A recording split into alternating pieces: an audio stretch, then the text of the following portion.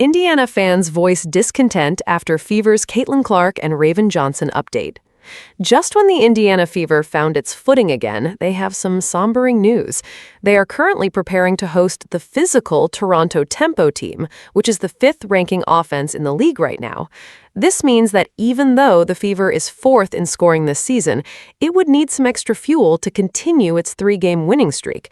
But their latest injury report suggests some difficulties ahead.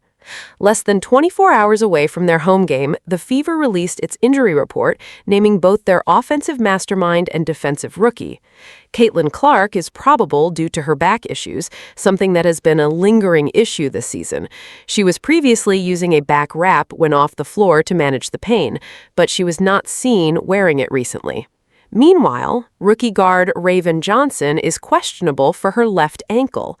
Indy Star Sports' Chloe Peterson revealed that the South Carolina product tweaked her ankle in the portion of practice open to media today. The team will continue monitoring her ahead of the tip-off.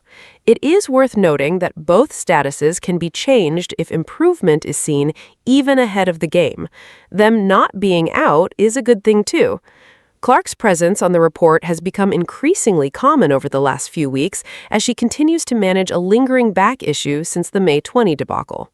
Then, the Fever locked horns with the Portland Fire, and despite not appearing on the team's injury report, Caitlin Clark was ruled out with back stiffness less than 2 hours before tip-off.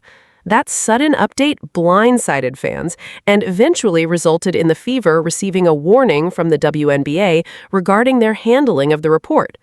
Head coach Stephanie White had already mentioned that her mention on the injury list will continue unless they are 100% confident in her health.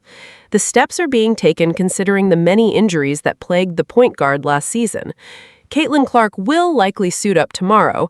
However, if either of the two rides the pine, White might give Tyasha Harris more floor time. While Indiana is readily mentioning the true status of their players now, it hasn't stopped skepticism, so much so that everyone is questioning the team for every decision at this point. Caitlin Clark and Raven Johnson leave Fever fans asking questions. With the report out, many fans started questioning just why and how these players in Indy are getting on the injury list. One fan wrote, "Sad that when I see a new player on the injury report, my first thought is, I wonder what she did to upset management. That's the level of mistrust you guys have sown with your fans. Can you even see that?" While another sarcastically added, "So why is Raven being suspended? For not attacking Clark?" Now, while one may look at these as extreme comments, they do have some basis. When Clark was ruled out against the Fire, many fans speculated her late scratch had more to do with her fractured relationship with the coaching staff than an actual injury. Even before that incident, some fans had been questioning Clark's relationship with head coach Stephanie White, whether it was White's comments about wanting the Fever star to play more off the ball, or moments where fans felt Caitlin Clark's performances were not getting enough recognition. Social media had already spent weeks dissecting every interaction between the two. So when Indiana unexpectedly scratched their guard, a portion of the fan base immediately jumped to the conclusion that something more was going on behind the scenes. That controversy became so widespread that many are now viewing Johnson's update through the same lens.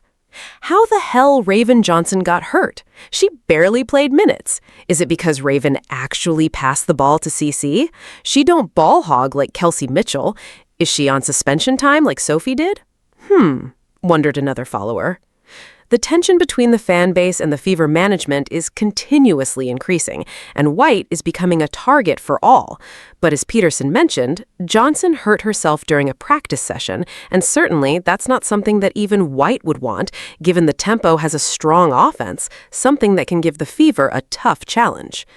Others were more concerned about Caitlin Clark's status itself.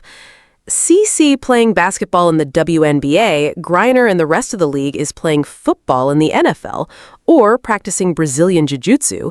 No wonder she is hurt, or probable, one fan wrote. In Indiana's recent win over Connecticut, Clark absorbed significant contact from Brittany Griner on multiple possessions without receiving a whistle. One of those plays even sent the Fever star crashing to the floor. In fact, while Griner has always been a physical player, given her position, she has received multiple fouls, including a flagrant one foul as recently as June against the Atlanta Dream. So, from the fans' perspective, if Clark continues taking hits like that, it is hardly surprising to see her repeatedly appear on the injury report.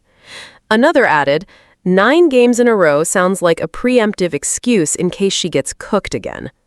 The comment reflects the growing discussions surrounding her injury designation. Since her surprise late scratch against the Fire, the Fever have routinely listed their star guard as probable because of her lingering back issue. However, Tempo is a physical team, which means they can stop Clark just like the Portland Fire did. In their 100-84 loss, Clark was held to just 6 points throughout the game, and if that was to happen again, some wonder if that's simply a well-thought-out plan to keep the point guard's image clean. However, who doesn't have a bad night at their job? Their reasoning is fairly simple. WNBA injury reporting rules allow teams to make late decisions on players who are listed as probable or questionable. So, after receiving a warning from the league for how they handled the 24-year-old's reporting, Indiana has taken a more cautious approach by including her on the injury report ahead of games, which is a head-scratcher in itself. As a result, Clark is listed as probable, even though she has continued to suit up and play through the issue. For now, Clark is still expected to suit up against Toronto, but after everything that has unfolded over the past few weeks, many Fever fans will likely wait until tip-off before feeling completely confident she is taking the floor.